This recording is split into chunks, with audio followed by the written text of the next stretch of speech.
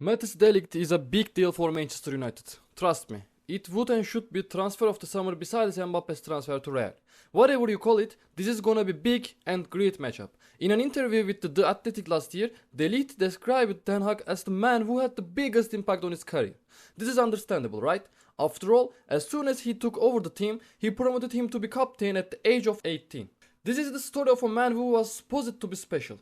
I say it should have been like that because unfortunately, he still hasn't turned into the player he showed us he could be at the beginning of his career. Ten Hag said about De Ligt in 2019, I don't know if De Ligt has shown 60-80% of his potential.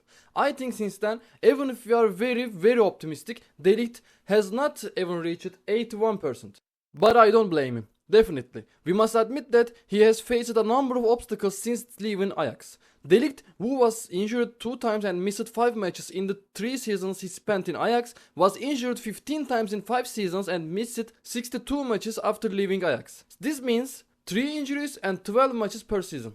Despite all this injury record, De Ligt didn't sink to the bottom. In fact, there were moments and periods when he shined and gave signals that he would reach his potential. For example, his last season at Juventus was truly amazing.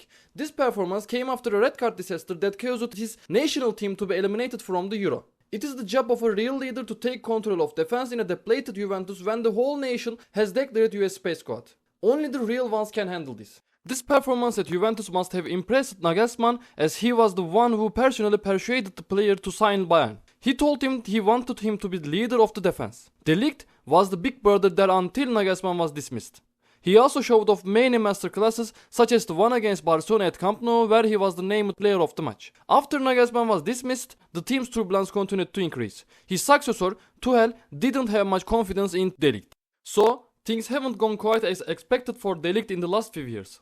Obstacles such as the serious injury of Chiellini, from whom he would learn a lot at Juventus at the beginning of the season. The dismissal of the coach who trusted him very much, and some injuries put heavy stones in his way. If he is to overcome these obstacles, it must be at Manchester United. Ten Hag, who became a father figure to him, just signed a contract with Manchester United. Manchester United are really going through a tough time with their defensive record, and for the last 3 seasons, they have conceded more goals than they have ever conceded before in the Premier League.